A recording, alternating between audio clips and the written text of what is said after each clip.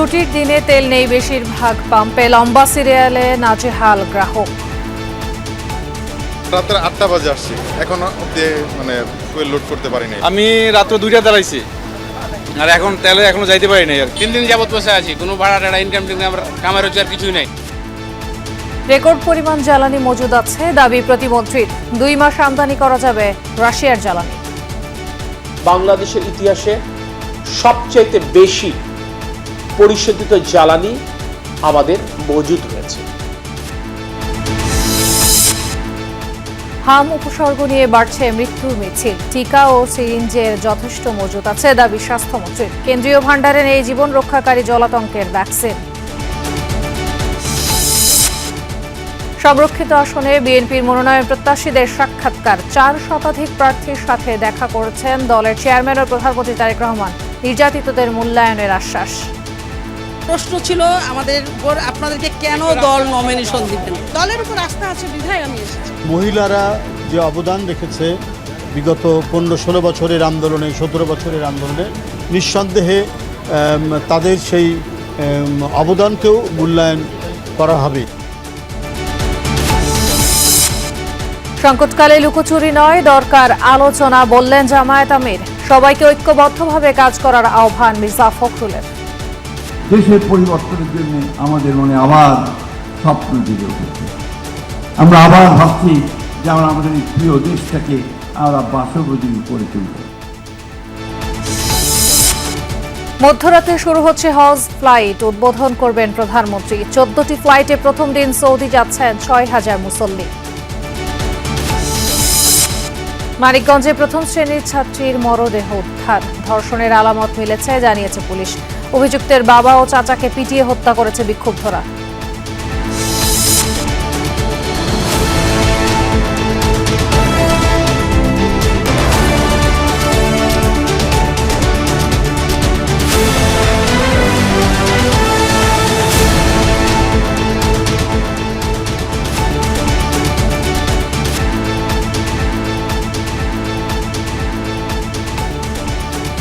আমন্ত্রণ সন্ধ্যা বাংলাদেশের সঙ্গে আছে আমি খান তাজদিনা হাসান। এতক্ষণ শিরোনাম দেখছিলাম। সংকট দিন দিন জটিল হচ্ছে, বাড়ছে হাহাকার। ছুটির দিনে বন্ধ বেশিরভাগ পাম্প, খোলা থাকা ফিলিং স্টেশনগুলোতে হাজার হাজার যানবাহনের সারি। জ্বালানি পাওয়ার আশায় চালক মালিকরা ঘন্টার পর ঘন্টা পার করছেন। তেল সরবরাহ নিয়ে স্পষ্ট কোনো তথ্য না থাকায় ভোগান্তি আরও বেড়েছে। গ্রাহকদের ক্ষোভ, সরকার জ্বালানি তেলের সংকট নাই বললেও বাস্তবে তার প্রতিফলন নেই। ছুটির দিনেও এমন দীর্ঘ লাইন, কমেনি ভোগান্তি। বরং রাজধানীর বিভিন্ন ফিলিং স্টেশনে তেল নিতে এসে ঘন্টার পর ঘন্টা অপেক্ষা করছেন চালকরা। জ্বালানি তেল নিতে কোথাও 8 ঘন্টা, কোথাও আবার অপেক্ষা করতে হচ্ছে 12 থেকে 13 ঘন্টা পর্যন্ত। গাবতলীর এসসি পাম্পে আমি 3 ঘন্টা যাবত দাঁড়ানো ছিলাম। 150 গাড়ি দেওয়ার পরে আর দেয় নাই। মিরপুর থেকে রাত্রে 8টা বাজে আসছি, এখনো ফুয়েল লোড করতে পারি নাই। রাত 9টায় এসে দাঁড়াইছি, এখন বাজে 10:30টার মতো সকাল।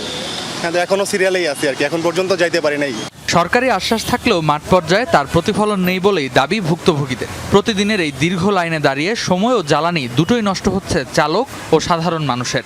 আসলে এই যে আমাদের দেশে তেল আছে কি না, আমাদের যে বিভ্রান্তি, আমরা কিন্তু সারা সপ্তাহ অফিস করি এবং সপ্তাহের শেষ দিন এসে আমরা লাইনে দাঁড়াই। এখন আজকে তো আমার কোনো কয়টা তোমার ডিউটি না, তোমার তেল লাগান, তেল দিলে আমি 14 ঘন্টা বসে রয়েছি, এটার এই পরিশ্রম কে দেবো? আমার 3 দিন যাবত বসে আছি, কোনো ভাড়া টাড়া ইনকাম আমরা কামার রোজগার কিছুই নাই। আজকে যে পরিমাণ কষ্ট করা লাগছে, গতকালকে আমি রাত্র 2টা দাঁড়াইছি আর এখন তেলে এখনো যাইতে পারি নাই আর কি। শুক্রবার সকাল থেকেই শহরের বিভিন্ন পাম্পের সামনে দীর্ঘ লাইন দেখা যায়, যা ছড়িয়ে যায় আশপাশের অলিতে গলিতেও। চালকরা বলছেন রাজধানীর অনেক ফিলিং স্টেশন বন্ধ থাকায় চাপ বাড়ছে চালু থাকা পাম্পগুলোতে।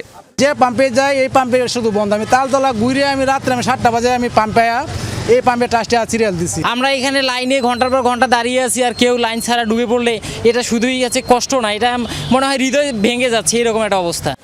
এদিকে এক এক পাম্পে তেল দেয়া হচ্ছে এক এক নিয়মে। কয়েকটিতে ফুয়েল পাস অ্যাপ চালু থাকলেও বেশিরভাগ পাম্পে অগ্রাধিকারের ভিত্তিতে দেয়া হচ্ছে জ্বালানি তেল। সংশ্লিষ্টরা বলছেন অকটেন ও পেট্রোলের চাহিদা বেড়ে যাওয়ায় পরিস্থিতি আরও জটিল হয়ে উঠেছে। দ্রুত সরবরাহ স্বাভাবিক না হলে ভোগান্তি আরও বাড়বে। Redwan Ahmed, Jamuna news, Dhaka. QR code ভিত্তিক ফুয়েল পাস বাড়িয়েছে আরও বিড়ম্বনা। পাম্পের সামনে অপেক্ষমান যানবাহনের সারির কারণে দেখা দিয়েছে যানজট। চলছে মজুত বিরোধী অভিযান। অনিয়মের দায়ে জরিমানা করছেন ভ্রাম্যমাণ আদালত। ছুটির দিন স্বস্তির সময় হওয়ার কথা থাকলেও জ্বালানি সংকটে ভোগান্তিতে পড়েছেন যানবাহন চালকেরা। জ্বালানি তেল নিতে অপেক্ষা করতে হয় ঘন্টার পর ঘন্টা। শুক্রবার সকাল ৯টা থেকে পাম্পে তেল দেবার খবর শুনে কুড়িগ্রামের নাগেশ্বরী উত্তরা পাম্পের সামনে বৃহস্পতিবার রাত থেকে লাইনে দাঁড়াতে চৌকি, বেঞ্চ, টুল নিয়ে হাজির মোটরসাইকেল ও যানবাহন চালকেরা। কুড়িগ্রাম জেলা শহর সহ 9টি উপজেলার 22টি পাম্পে পর্যায়ক্রমে জ্বালানি তেল সরবরাহ করলেও সংকট কাটছে না। 8 ঘন্টা দাঁড়িয়ে থাকার পরও আমি পুরাতন নাগেশ্বরী পুরাতন পাম্পে ওখানে তেল পাই নাই। কেউ মনে করেন গাড়ি রাখছে, কেউ সাইকেল, কেউ বিএনসি রাখি সিরিয়াল নিতেছে। দূরে বাড়ি আছে, ওরা আসতে সময় লাগবে। এখানে আত্মীয় স্বজন আছে, ওনাদের মাধ্যমে চকি বা বাইসাইকেল চেয়ার এখানে রাখা দিচ্ছে। চাহিদার তুলনায় পেট্রোল ও অকটেনের সরবরাহ কম থাকায় রংপুর বিভাগের বহু পাম্প সাময়িকভাবে বন্ধ রাখা হয়েছে। চাহিদা অনুযায়ী মিলছে না ডিজেলও। জ্বালানি তেলের জন্য এক পাম্প থেকে আরেক পাম্পে ঘুরছেন ভোক্তারা। নাটোরের তীব্র তাপদাহের মধ্যে নো কার্ড নো ফুয়েল পদ্ধতিতে তেল নিচ্ছেন মোটরসাইকেল চালকেরা। জনপ্রতি 700 টাকা করে পেট্রোল ও অকটেন দেওয়া হচ্ছে। ফুয়েল কার্ডের মাধ্যমে তেল নিতে পেরে স্বস্তি প্রকাশ করেছেন অনেকে। অন্যদিকে বৃহস্পতিবার রাতে নাটোরের একটি ফিলিং স্টেশনে তেল দিতে দেরি হওয়ায় ভাঙচুরের ঘটনা ঘটে। আগে তেল নিচে অনেক ভিড় ছিল, ভিড় ঠেলে ঠেলে তেল নেওয়া লাগছে। এখন ভিড় কম, আলহামদুলিল্লাহ এখন ঠিক আছে। অনেকের গাড়ি আছে, ব্যবসার গাড়ি আছে, মার্কেটে চলে। ইনারে তো 700 টাকার তেল দিলে তো চলবে না। যে মোটরসাইকেলের যে যানজট সৃষ্টি বা বিশৃঙ্খলা হতো পাম্পে, সে তুলনায় অনেকটা কমে গেছে। তেল বিক্রিতে অনিয়মের অভিযোগে কুড়িগ্রামের রাজীবপুরে বিক্ষোভ ও সড়ক অবরোধ করেছেন বিক্ষুব্ধ জনতা। পরে প্রশাসনের আশ্বাসে অবরোধ তুলে নেন তারা। এ সময় প্রতিষ্ঠানটিকে 10,000 টাকা জরিমানা করে ভ্রাম্যমাণ আদালত। এদিকে নরসিংদীর পলাশে অবৈধভাবে মজুত করা 9,000 লিটার ডিজেল উদ্ধার করেছে প্রশাসন। এ ঘটনায় অভিযুক্তকে 60,000 টাকা জরিমানা করা হয়। এছাড়াও রাজশাহী, চট্টগ্রাম, খুলনা, সিলেট, ময়মনসিংহ বিভাগেও কাটেনি জ্বালানি সংকট। গ্রাহকদের অভিযোগ, ব্যক্তি পর্যায়ে মজুদের পাশাপাশি অসাধু ব্যবসায়ীরাও তেল মজুত করছে। এতে বাড়ছে ভোগান্তি। শামস তাবরিজ উচ্ছ্বাস, যমুনা নিউজ। দেশের ইতিহাসে সর্বোচ্চ পরিমাণ জ্বালানি মজুদ আছে বলে জানিয়েছেন বিদ্যুৎ, জ্বালানি ও খনিজ সম্পদ প্রতিমন্ত্রী অনিন্দ্য ইসলাম অমিত। চট্টগ্রামে ইস্টার্ন রিফাইনারি পরিদর্শন শেষে তিনি আরও বলেন, এপ্রিল ও মে মাসে তেলের ঘাটতি হবে না। জুনের চাহিদা মেটাতে কাজ করছে সরকার। পূর্ণ সক্ষমতায় ইস্টার্ন রিফাইনারি চালু করতে অপরিশোধিত তেল আমদানির প্রক্রিয়া চলছে বলে জানান প্রতিমন্ত্রী। সকালে চট্টগ্রামের পতেঙ্গা ইস্টার্ন রিফাইনারি পরিদর্শন করেন বিদ্যুৎ, জ্বালানি ও খনিজ সম্পদ প্রতিমন্ত্রী। কথা বলেন দেশের জ্বালানি পরিস্থিতি নিয়ে। দেশের ইতিহাসে সর্বোচ্চ পরিমাণ জ্বালানি মজুদ আছে জানিয়ে প্রতিমন্ত্রী জানান, এপ্রিল ও মে মাসের জন্য কোনো ঘাটতি হবে না। এখন জুন মাসের চাহিদা মেটাতে কাজ করছে সরকার। বর্তমানে বাংলাদেশের ইতিহাসে সবচাইতে বেশি পরিশোধিত জ্বালানি আমাদের মজুদ রয়েছে, নিশ্চিত সরবরাহ লাইনে আছে। সেটিকে বিবেচনায় নিয়ে বলতে পারি এপ্রিল এবং মে মাসে যেটি জ্বালানি চাহিদা সেটি পূরণের পূর্ণ সক্ষমতা বাংলাদেশ সরকারের রয়েছে এবং সেটি আমরা নিশ্চিত করতে সক্ষম হয়েছি। আমরা এখন মূলত জুন মাসের প্রয়োজন মেটাবার জন্য আমরা উদ্যোগ গ্রহণ করেছি, আমরা কাজ করছি। প্রতিমন্ত্রী জানান, দেশের একমাত্র তেল শোধনাগার ইস্টার্ন রিফাইনারির উৎপাদন শতভাগ চালু করতে মালয়েশিয়া সহ বিভিন্ন বিকল্প উৎস থেকে অপরিশোধিত তেল আমদানির প্রক্রিয়া চলছে। এ সময় রিফাইনারির দ্বিতীয় ইউনিটের কার্যক্রম 2029 সাল থেকে শুরু করার আশা প্রকাশ করেন তিনি। এই ইউনিটটা যদি আমরা চালু করতে সক্ষম হই এই সরকারের এই মেয়াদের মধ্যেই, তাহলে আপনারা দেখবেন আমাদের এই সূত্র আমরা ক্রুড অয়েলের সোর্স আরও ডাইভার্সিফাই করতে পারবো। অর্থাৎ এই সক্ষমতা বাড়বে, ভিন্ন ভিন্ন সোর্সের ক্রুড রিফাইন করবার ক্যাপাসিটি থাকবে। সেই প্রযুক্তি আমরা ইনকর্পোরেট করবো ইনশাল্লাহ। সেইভাবে আমাদের প্রস্তুতি রয়েছে। সামগ্রিক জ্বালানি পরিস্থিতি নিয়ে মন্ত্রী আসার কথা শোনালেও বাস্তবতা ভিন্ন। তেলের জন্য চট্টগ্রামে সব পেট্রোল পাম্পে গ্রাহকদের দীর্ঘ লাইন। সংকটের কারণে বেশিরভাগ পাম্প বন্ধ। সব পাম্প তো খোলা নাই। সব পাম্প যদি খোলা থাকতো তাহলে আমাদের এই ভোগান্তিটা হতো না। 5টা-6টা পাম্প দেখছি, একটা তো তেল নাই। তাহলে মজুদ কিভাবে আছে, কিভাবে বলে এরা? সব যদি উন্মুক্ত থাকতো তাহলে ভোগান্তি হতো না। এখন হচ্ছে ম্যাক্সিমাম পাম্প বন্ধ।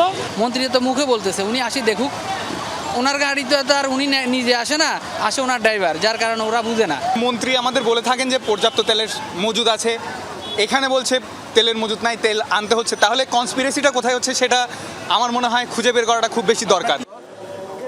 শহীদুল সুমন, যমুনা নিউজ, চট্টগ্রাম।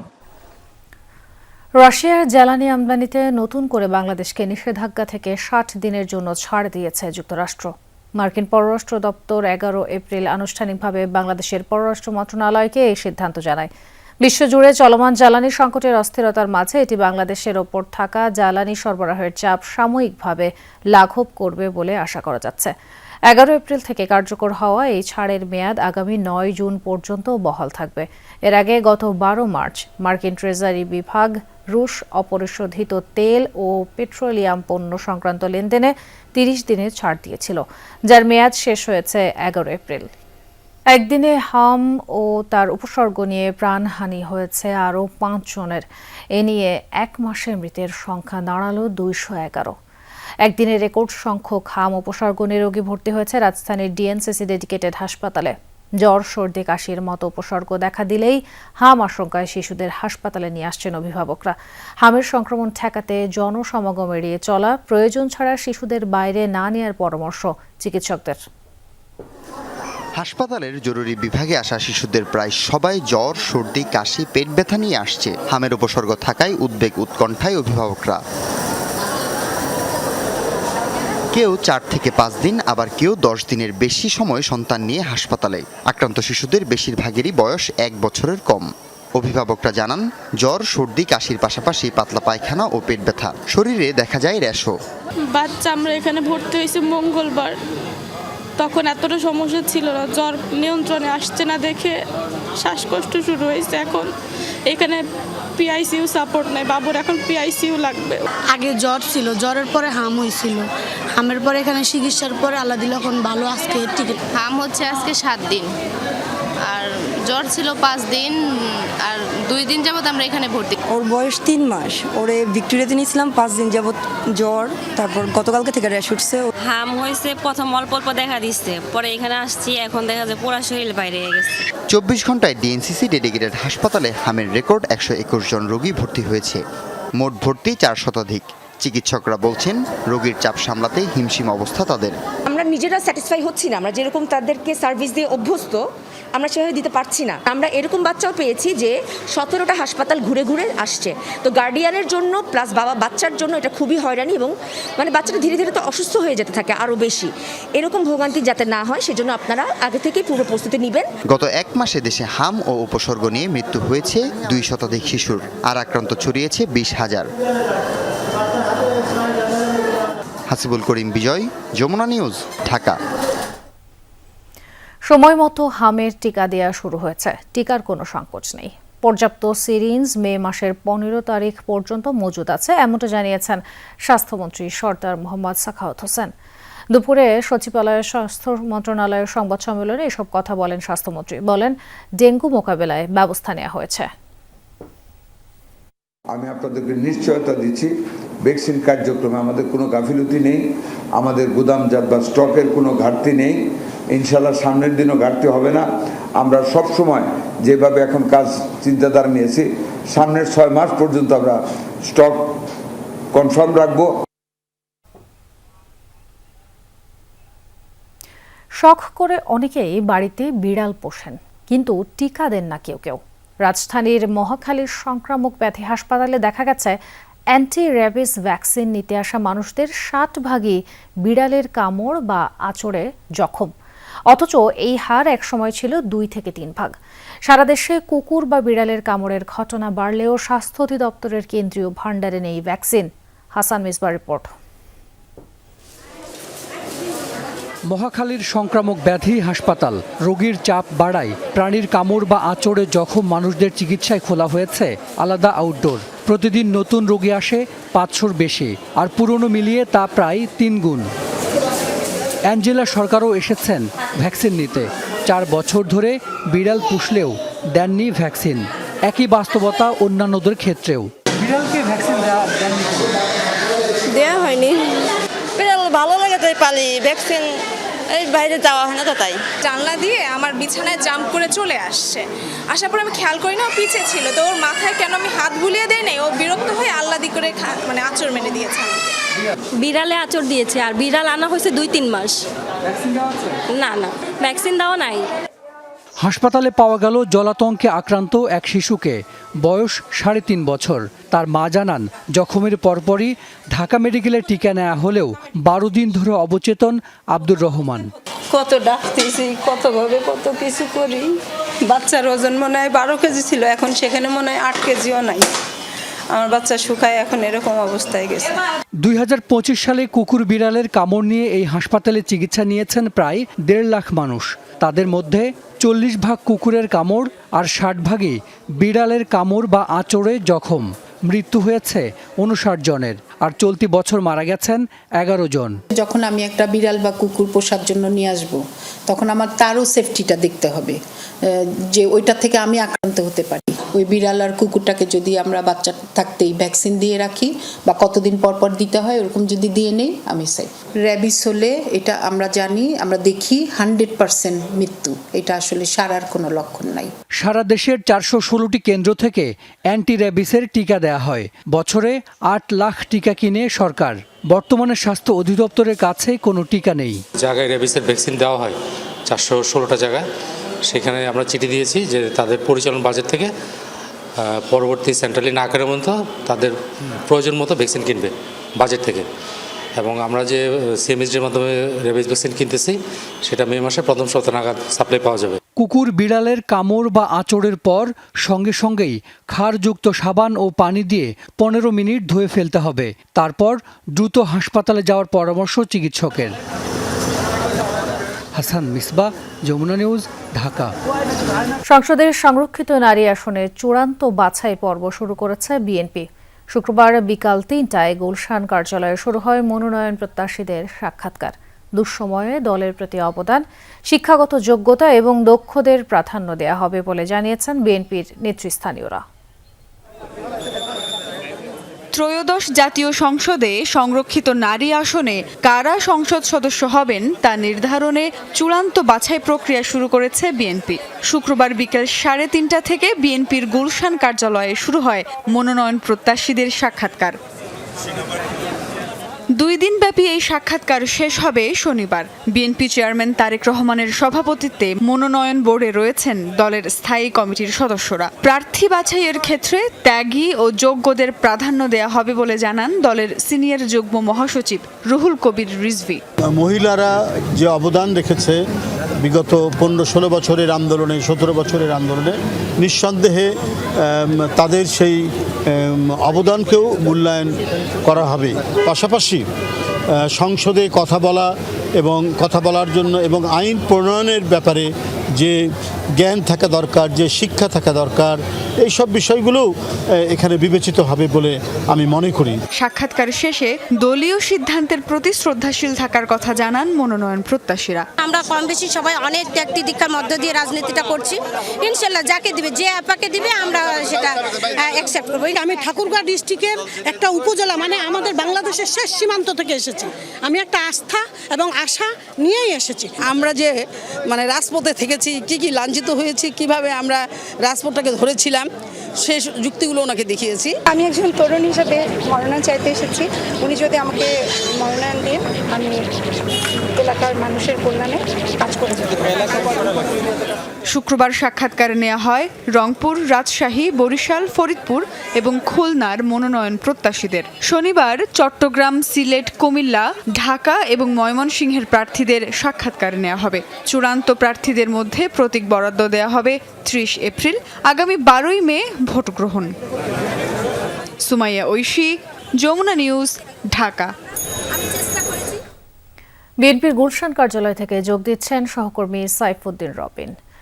রবিন, কতজন মনোনয়ন প্রত্যাশী এখন পর্যন্ত সাক্ষাৎকার দিলেন? এখন পর্যন্ত যদি বলতে চাই, মাগরিবের নামাজের আগ পর্যন্ত 69 জন সাক্ষাৎকার প্রদান করেছেন। প্রায় 4 শতাধিক আজকের দিনে সাক্ষাৎকার প্রত্যাশী বা মনোনয়ন প্রত্যাশী যারা সাক্ষাৎকার দেবেন মনোনয়ন বোর্ডের কাজ সঙ্গে এবং পরে অর্থাৎ মাগরিবের নামাজের পরে এই গতিটা খানিকটা বেড়েছে। এখন পর্যন্ত বলা চলে শতাধিক প্রার্থী তারা চূড়ান্ত মনোনয়ন প্রত্যাশী হয়ে দলের চেয়ারম্যানের মুখোমুখি হয়েছেন, অর্থাৎ বিএনপি চেয়ারম্যান তারেক রহমান এবং দলের মনোনয়ন বোর্ডের সদস্য যারা রয়েছেন তারা জানতে চেয়েছেন এই সব প্রার্থীদের কাছে তাদের কর্মপরিকল্পনা এবং কেন সেই সব প্রার্থীকে বা ব্যক্তিভেদে কেন তাকে মনোনয়ন দেওয়া হবে দলের তরফ থেকে, সেই সব বিষয়গুলো। এবং এই প্রাসঙ্গিক জায়গাগুলো থেকে যারা মনোনয়ন প্রত্যাশী যারা সাক্ষাৎকার শেষে বেরিয়েছেন তারা বলছেন যে আসলে তারা দীর্ঘদিন ধরে রাজপথে যে ভূমিকা রেখেছেন সেই ভূমিকারই প্রতিফলন হিসেবে দেখতে চান নিজেকে সংরক্ষিত আসনের সংসদ সদস্য হিসেবে জাতীয় সংসদে, এবং দল তৃণমূলকে প্রাধান্য দিয়েছে ইতিমধ্যে এই সাক্ষাৎকারের মধ্য দিয়ে, এমনটিও বলছেন অনেক মনোনয়ন প্রত্যাশী যারা ইতিমধ্যেই সাক্ষাৎকার পর্ব শেষ করে বেরিয়ে এসেছেন। রংপুর বিভাগের সাক্ষাৎকার শেষ হয়েছে মাগরিবের নামাজ পরপরই, এরপর রাজশাহী, বরিশাল, ফরিদপুর এই সব বিভাগগুলো ধারাবাহিকভাবে চলছে এবং এই প্রার্থীরা প্রত্যেকেই অপেক্ষা আছেন দলের তরফ থেকে চূড়ান্ত মনোনয়ন ঘোষণার বিষয়টি নিশ্চিত হওয়ার জন্য। এবং ধারণা করা হচ্ছে আগামীকাল 5 বিভাগের পরবর্তী যে 5 সাংগঠনিক বিভাগের সাক্ষাৎকার পর্ব অনুষ্ঠিত হবে সেটি শেষ হওয়ার কিছুদিনের মধ্যে, যেহেতু 18 তারিখ পর্যন্ত সর্বশেষ সময় বা 18 তারিখ মনোনয়নপত্র জমা দিতে হবে, সেক্ষেত্রে এর মধ্যেই চূড়ান্ত মনোনয়ন নিশ্চিত করবে বিএনপি তাদের এই সংরক্ষিত আসনের প্রার্থীদের তালিকা অনুযায়ী। জি, যুক্ত হওয়ার জন্য ধন্যবাদ রবিন। দেশের সংকটের সময় কোনো কিছু নিয়ে লুকোচুরি না করে খোলামেলা আলোচনার আহ্বান জানিয়েছেন জামায়াত আমির ডাক্তার শফিকুর রহমান। তিনি বলেন, এই পরিস্থিতিতে আন্দোলন চায় না বিরোধী দল, তবে সংসদে তাদের কথা আমলে না নিলে রাজপথ ছাড়া বিকল্প নেই বলেও হুঁশিয়ার করেন তিনি। রাজধানীতে দলীয় অনুষ্ঠানে শফিকুর রহমান অতীতের ফ্যাসিজম থেকে আগামীর ফ্যাসিজম আরো ভয়াবহ হবে বলে মন্তব্য করেন। মগবাজার আল ফালাহ মিলনায়তনে জামাতে ইসলামীর জেলা ও মহানগর আমির সম্মেলন। প্রধান অতিথি দলের আমির ও বিরোধী দলীয় নেতা ডাক্তার শফিকুর রহমান। খোলা চোখে আপনি দেখেন নাই সেখানে কি হয়েছে।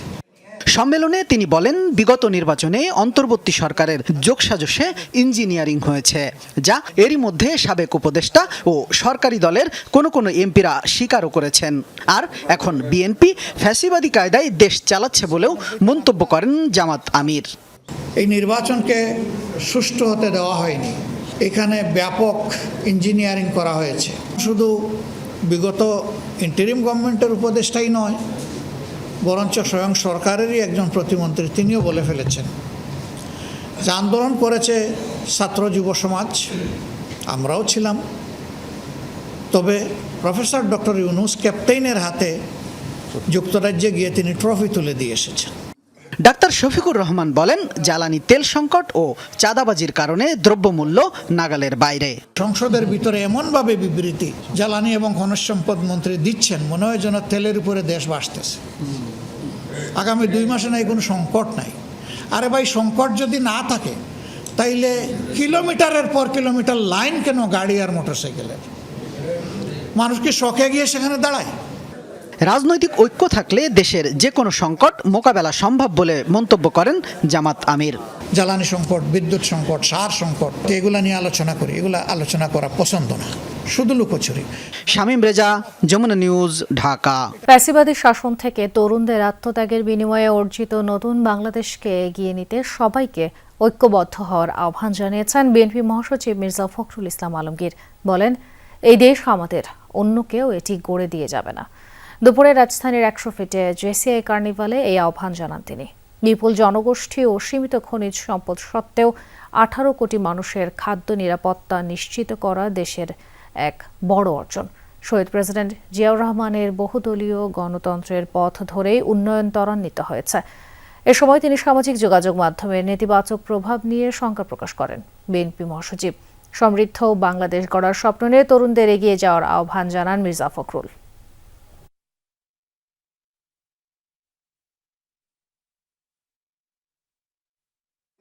যখন আমাদের দম বন্ধ হয়ে আসছিল, যখন আমরা কথা বলতে পারতাম না, যখন আমরা চোখের সামনে দেখলাম 24শে জুলাইয়ে আমাদের ছোট ছোট ছেলেরা মেয়েরা তারা প্রাণ দিচ্ছে অকাতরে দেশের পরিবর্তনের জন্যে, আমাদের মনে আবার স্বপ্ন জেগে উঠেছে। আমরা আবার ভাবছি যে আমরা আমাদের এই প্রিয় দেশটাকে আমরা বাসোপযোগী করে তুলব। হজ যাত্রার প্রথম ফ্লাইটের বাকি আর মাত্র কয়েক ঘন্টা। রাত 12টা 20 মিনিটে কাবার উদ্দেশ্যে ছেড়ে যাবে বিমান বাংলাদেশের ফ্লাইট। প্রধানমন্ত্রী তারেক রহমান সেই হজ যাত্রার উদ্বোধন করবেন। তার আগে আশকোনা হজ ক্যাম্প পরিদর্শন করার কথা তার। ইতোমধ্যে হজ ক্যাম্পে এসে উপস্থিত হয়েছেন যাত্রীরা। ঘর থেকে বের হওয়ার পরেই পবিত্র ধর্মীয় যাত্রা শুরু হয়েছে এই হজ যাত্রীদের। আকাশপথে যাত্রার আগে আশকোনা হজ ক্যাম্পে অবস্থান করছেন শত শত মুসল্লি। আমরা ইতিমধ্যেই বিমান টিকিট, ভিসা, পাসপোর্ট সব পেয়ে গেছি আর যুদ্ধ বিরস্ত সমস্ত ফাতনা ফ্যাসাদ থেকে আমাদেরকে যেন নেক এবং এক হাজার যেন চলার জন্য তৌফিক দেয়, এটাই দোয়া করি আর কি। প্রত্যেকটা হজের কাজ যেন আমরা সহজ এবং সরল করে দেয় আল্লাহ, যাতে আমরা প্রত্যেকটা কাজ করতে পারি। দোয়া করবেন আপনারা যেন আমরা যেন সঠিকভাবে মক্কা থেকে হজের কাজগুলি সুসম্পন্ন করে বাংলাদেশে আসতে পারি ইনশাআল্লাহ। মধ্যরাতে 419 জন যাত্রী নিয়ে শাহজালাল আন্তর্জাতিক বিমানবন্দর ছাড়বে প্রথম ফ্লাইট। এই কার্যক্রমের উদ্বোধন করবেন প্রধানমন্ত্রী তারেক রহমান। তার আগে আশকোনা হজ ক্যাম্প পরিদর্শনের কথা রয়েছে তার। ইতোমধ্যে বাড়ানো হয়েছে নিরাপত্তা ব্যবস্থা। সামগ্রিক ব্যবস্থাপনা আগের চেয়ে ভালো হলেও ত্রুটির কথা বলছেন কেউ কেউ। বিশেষ করে হজযাত্রীদের ডরমিটরিতে উৎকট গন্ধ আর মশার উপদ্রব অনেক। দোতলা তো অতিরিক্ত মশা, বেটার ছিল যে আরো আগে থেকে যদি তারা এই মশার ব্যাপারটা পদক্ষেপ নিত।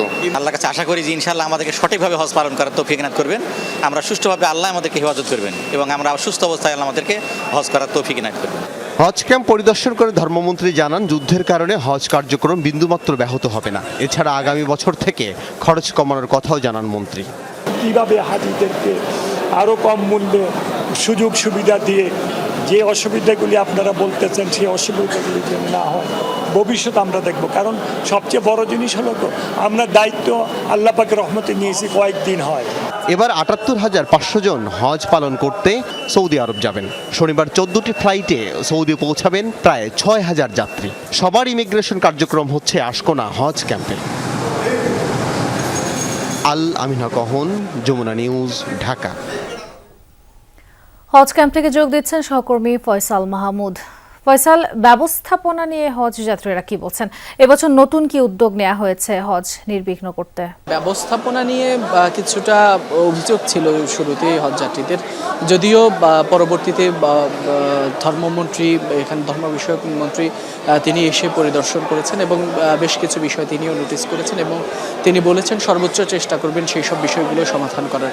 আর এর পাশাপাশি যদি বলি, হজযাত্রীদের যেহেতু রাত 12:20 হজযাত্রীদের প্রথম ফ্লাইটটি বাংলাদেশ ছেড়ে যাবে সৌদি আরবের উদ্দেশ্যে, তো সেই ফ্লাইটের যে সকল যাত্রী রয়েছেন বা আগামীকালকের যে সকল ফ্লাইটের যাত্রী রয়েছেন তাদের যে ইমিগ্রেশন যে কার্যক্রম সেগুলো মূলত এই মুহূর্তে রাজধানীর হজ ক্যাম্পে পরিচালিত হচ্ছে এবং সেখানে আপনি দেখতে পাচ্ছেন শত শত হাজিরা এসে উপস্থিত হয়েছেন এবং তাদের যে ইমিগ্রেশন যে কার্যক্রম, বোর্ডিং পাস থেকে শুরু করে পাসপোর্ট চেক ইন, তারপর ছবি তোলা থেকে শুরু করে সকল কার্যক্রমই তারা এখানে একে একে সারিবদ্ধভাবে তারা সকলেই সেগুলো সম্পন্ন করছেন।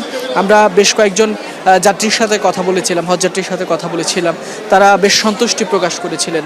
তারা বলছেন যে এবারের তাদের যে ইমিগ্রেশনের যে কার্যক্রম সেগুলো থেকে শুরু করে তাদের আসা যাতায়াত সব কিছুই মোটামুটি সুষ্ঠুভাবে তারা সম্পন্ন করতে পেরেছেন।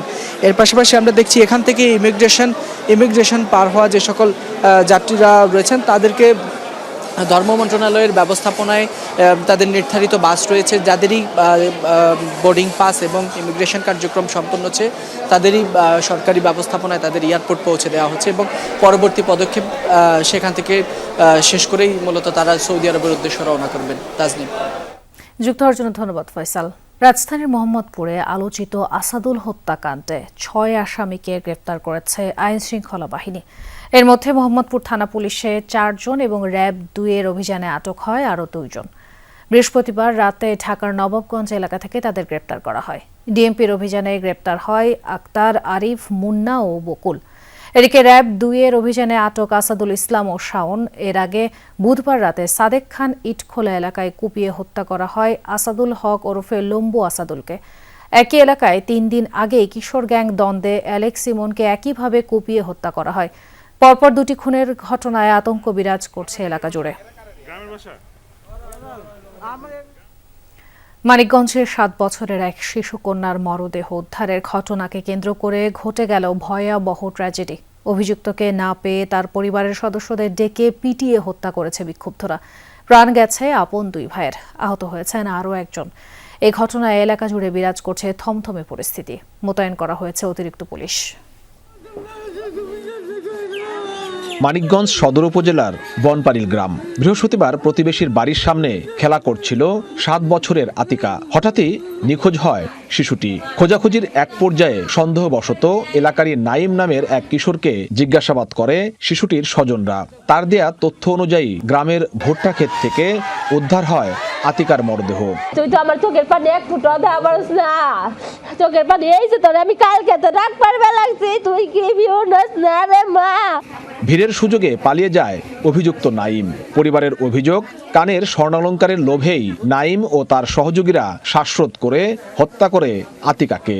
টুয়াইয়া বুয়াইয়া আদর করে তারপরে কয় কি কোনে মারছাও, কো বাবা তোমার কিছু কম না, তোমার কিছু কম না হয়েছে। ছেড়া নিয়ে দেখাই দিছে তারপরে রাত 10টা বাজে নাতিন উদ্ধার করছে। এখান দিয়ে নিয়ে গেছে একলা, আর ওখান দিয়ে আছে বললাম 3জনে নিয়ে আসা ভুট্টা খেতে মায়েরা ওখানে ফালাই থেকে গেছিল আর কি। শিশুটির মরদেহ উদ্ধারের পরপরই এলাকায় উত্তেজনা ছড়ায়। নাইমকে না পেয়ে ফোন করে ডেকে আনা হয় তার পরিবারের সদস্যদের। পিটিয়ে হত্যা করে নাইমের বাবা ও চাচাকে। গুরুতর আহত হন নাইমের বড় ভাই। গাছের লগে 3টারে বানলো, বান্ধার পরে এই ঘুষি আর কিলানের পরে সাপল নিয়ে আইলো, দাও নিয়ে আইলো। আজকে যদি আমার খালাতো ভাই ছোট্টারে খুন করতো আমাকে কোনো আপত্তি ছিল না, মানে খুনের উপরে খুন, ওরে মারছে শেষ। আর আগে 3 জনটা তো মারলো বেনা হরাতে। শিশু হত্যা এবং পিটুনিতে 2 জন নিহতের ঘটনায় থমথমে পুরো এলাকা। এদের বিচার যদি না হয় তাহলে তো এখানে হবই। এটা আমরা চাই জনগণ যাতে এদের সুষ্ঠু একটা বিচার হোক। যে অপরাধ করেছে সে তো অপরাধী, তার বিচার হতো। সাথে তারা আবার পাল্টা হামলা করে কয়েকজন লোককে আহত করছে, মারছে, এটা অন্যায়। পুলিশ সুপার জানান, প্রাথমিক তদন্তে শিশুটিকে ধর্ষণ চেষ্টার আলামত মিলেছে। শিশু খুন এবং 2 জনকে পিটিয়ে হত্যার ঘটনায় জড়িতদের আইনের আওতায় আনা হবে। আমরা প্রাথমিকভাবে মনে করতেছি যে নাইম একাই এই মানে যে ডিসিজ যে মেয়েটা আছে তাকে ধর্ষণ করার চেষ্টা করেছে এবং তাকে শ্বাসরোধ করে হত্যা করেছে। কানে দুল ছিল, তো মানে আমরা শুনেছি যে ছেলেটা তাকে মেরেছে ওই তার কানের দুলগুলো নিয়ে 2 থেকে 2.5 কিলোমিটার দূরে একটা বাজারে বিক্রি করেছে। আইন শৃঙ্খলা নিয়ন্ত্রণে এলাকায় মোতায়েন রয়েছে অতিরিক্ত পুলিশ। বিএম খোরশেদ, যমুনা নিউজ, মানিকগঞ্জ। সাবেক প্রধানমন্ত্রী শেখ হাসিনাকে ফেরত পাঠাতে বাংলাদেশ সরকারের অনুরোধ পর্যালোচনা করছে ভারত। একথা জানিয়েছেন দেশটির পররাষ্ট্র মন্ত্রণালয়ের মুখপাত্র রণধীর জয়সওয়াল। শুক্রবার সাংবাদিকদের প্রশ্নের জবাবে তিনি বলেন, হাসিনাকে ফিরিয়ে দেওয়ার বিষয়টি চলমান বিচারিক ও আইনি প্রক্রিয়ার অংশ হিসেবে যাচাই করছে তারা। শেখ হাসিনাকে ফেরত পাঠানোর বিষয়টি চলমান বিচারিক ও আইনি প্রক্রিয়ার অংশ হিসেবে পর্যালোচনা করছি আমরা। এ ব্যাপারে সংশ্লিষ্ট সব পক্ষের সঙ্গে আমরা গঠনমূলকভাবে যোগাযোগ অব্যাহত রাখব। যুদ্ধবিরতির বাকি দিনগুলোর জন্য হরমুজ প্রণালী সম্পূর্ণরূপে খোলা থাকবে বলে ঘোষণা দিয়েছে ইরান। সামাজিক মাধ্যম এক্সের এক বিবৃতিতে এই ঘোষণা দেন দেশটির পররাষ্ট্রমন্ত্রী আব্বাস আরাকচি। জানান, ইরানের বন্দর ও সামুদ্রিক সংস্থার পূর্ব নির্ধারিত পথ দিয়ে নির্বিঘ্নে চলাচল করতে পারবে সকল দেশের বাণিজ্যিক জাহাজ। তেহরানের এই ঘোষণার পর ইতিবাচক প্রক্রিয়া শুরু করে দিয়েছে ওয়াশিংটনও। ট্রুথ সোশ্যালে ইরানকে ধন্যবাদ জানিয়ে পোস্ট করেছেন মার্কিন প্রেসিডেন্ট ডোনাল্ড ট্রাম্প। মধ্যপ্রাচ্যে যুদ্ধ শুরুর পর থেকেই গুরুত্বপূর্ণ এ জলপথ বন্ধ ঘোষণা করেছিল ইরান। যুদ্ধবিরতি শুরু হলে এ পথে যাতায়াতকারী জাহাজ থেকে টোল আদায়ের ঘোষণাও দেয় দেশটি। পাল্টা পদক্ষেপ নিয়ে হরমুজ প্রণালীতে নৌ অবরোধ ঘোষণা করেছিল যুক্তরাষ্ট্র।